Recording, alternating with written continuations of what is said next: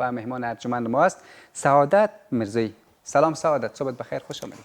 آغاز سخن یاد خدا باید کرد، خود را به امید او رها باید کرد. ای که با تو شروع کارها زیباتر، آغاز سخن تو را صدا باید کرد. سعادت مرزایی هستم، یک از دانش آموزان لیسه عالی شهرک صفا.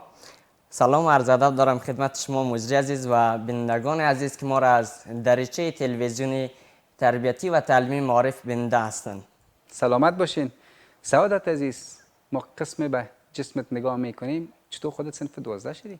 خب امتحانای لیاقت را سپری کردیم و با کمک دوستا و بیادریم توانستیم که به صنفای بالا دست پیدا کنیم. چند صنف شما رقابت امتحان دادین؟ البته امتحان صنف 4 و 5 را. صنف 4 و 5. بله. خب درسایتان چگونه سپری میشه در این مکتب که فعلا خودت درس میخوانی؟ درسای ما بسیار عالی است. الان خصوص سالای امی سالا درسای ما بسیار به وجه احسن پیش میره و اساتیدی که ما داریم واقعا تلاش خود را به خرج میته تا اولادای وطن را به یک جای برسن و اهدافی که دارن کمک و یاریشان میکنن به مو اهداف بلند و والایی که دارن برسن. خدا را شکر. خب سعادت عزیز، کدام مضمون خودت بیشتر علاقه‌مند هستی و چند لسان فعلا یاد گرفتی در این مکتب خودت؟ فعلا ما لیسانس انگلیسی را یاد داریم و تاکید ما بیشتر روی مضمون کامپیوتر است که انشالله هدف ما امی است که داینده انشالله رشته کامپیوتر ساینس را پیش بریم و همه روزه سر این برنامه‌اش تعقیب کرده رایستیم کدام برنامه ضروری است برای امی رشته که ما میخواهیم. بله، در قسمت لسان زیبای پشتو اگر بیایم چقدر یاد داری؟ میتونی خود معرفی کرده؟ درسایش میخوانی؟ امتحانش خوب سپری میکنی؟ میخوانیم ولی بیشتر ما روی انگلیسی کار میکنیم. روی انگلیسی کار میکنی. خب خوب است. انگلیسی هم زبان بین المللی است ولی لسانهای خود که بیشتر آدم بدانه او بهتر خوبتر است. بله. فکر کدام موضوع کدام تاپیک یا مقاله ورید در مورد چی است در انگلیسی است؟ ما یک مقاله انگلیسی درباره هدف در زبان انگلیسی تهیه نمودیم که میخوایم با شما و عزیزانی که ما را بیننده هستند شریک سازیم. حتما ان شاء الله ما از خودت میشنویم و ترجمه هم میکنین. مشکل نداره. امی گل امی چیز است هدف؟ مهربانی. By the name of Almighty Allah, who His name is Rahman and Rahim. Absolutely having target in life is akin to having a compass that guides you through the complexities of a daily existence.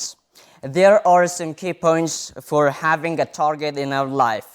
A specific target provides clarity about what you want to achieve. This focus helps you to manage your time and efforts, making it easier to distinguish what actions will bring you closer to your goal. When you have a clear target,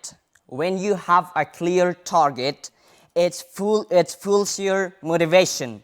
The excitement of working towards something meaningful is enjoyable and it can energize you, especially during tough times. It acts as a constant reminder of why you're putting in the effort. Personal growth. The journey toward your target often involves learning new things and overcoming obstacles. The process fosters personal growth, helping you to discover the strengths and capabilities you may not have realized you had. Accountability.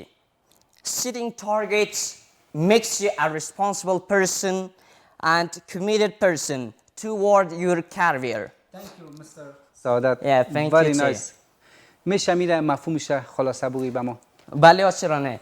مفهومی ما براتون گفتم که اگر ما در زندگی خود هدف داشته باشیم این ما رو وادار میکنه که امو شغل یا هر رشته را که انتخاب کنیم مسئولیت پذیر باشیم در قبال امو رشته را که انتخاب میکنیم. و همچنان ما گفتیم اگر شما هدف داشته باشین یک شخص بسیار پرتلاش خواهیم بود و برنامه‌ریزی دقیق خواهد داشتین و این شما را وادار میکنه که وقتتان را تنظیم کنین و تلاش هایتان را بیشتر بسازین.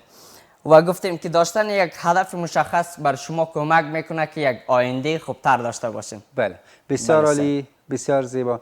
و قسمت پرونانسیشن یا تلفظت بگویی چگونه یک تلفظ بود؟